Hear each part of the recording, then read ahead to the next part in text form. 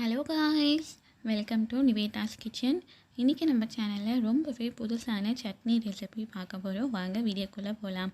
அதுக்கு முன்னாடி நம்ம சேனலை மறக்காமல் சப்ஸ்கிரைப் பண்ணிவிடுங்க. பக்கத்தில் இருக்க பெல் ஐக்கானையும் தட்டி விட்டுருங்க. மேலும் வீடியோஸ் போட மோட்டிவேட்டிங்காக இருக்கும். ஃபஸ்ட்டு கேஸ் ஸ்டவ்வில் ஒரு ஃப்ரை பேன் வச்சுக்கலாம்.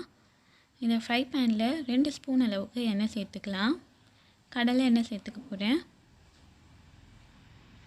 எண்ணெய் நல்லா சூடாகட்டும். இப்போ 6 பல்லு பூண்டை தோல் உரிச்சிட்டு சேர்த்துக்கலாம். ஒரு மிதமான தீயில் 2 நிமிஷம் தொடர்ந்து நல்லா வறுத்து விட்டுக்கலாம்.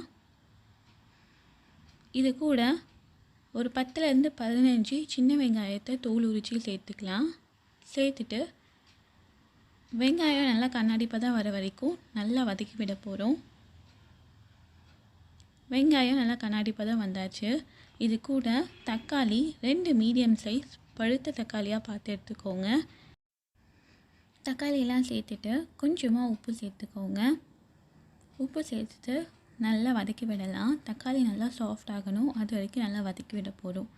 தக்காளி இந்தளவுக்கு சாஃப்ட் ஆகிட்டக்கப்புறம் வதக்கி வச்சது எல்லாமே நல்லா ஆறட்டும். இது எல்லாத்தையும் ஒரு மிக்ஸி ஜாரில் மாற்றிடலாம். மிக்ஸி ஜாரில் மாற்றிட்டு இது கூட 1 ஸ்பூன் அளவுக்கு தனி மிளகாய் தூள், இது இந்த சட்னிக்கு தேவையான அளவுக்கு உப்பு, நான் கல் உப்பு சேர்த்துருக்கேன். இது கூட 1 கப் அளவுக்கு பொட்டுக்கடலை, இது வறுத்த பொட்டுக்கடலை சேர்த்துட்டு லிட் போட்டு க்ளோஸ் பண்ணிவிட்டு இந்த மாதிரி நல்லா பேஸ்ட்டாக அரைச்சி எடுத்துகிட்டு வந்துடலாம். கொஞ்சமாக தண்ணி சேர்த்துக்கோங்க, நிறைய தண்ணி சேர்க்க வேண்டாம். இதை ஒரு பவுலில் மாற்றிட்டு இதுக்கு தாளிப்பு கொடுக்க போகிறோம்.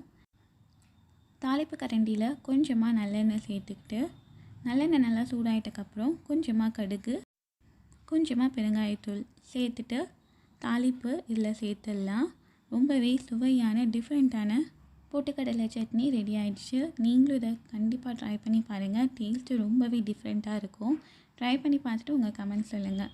தேங்க்ஸ் ஃபார் வாட்சிங்.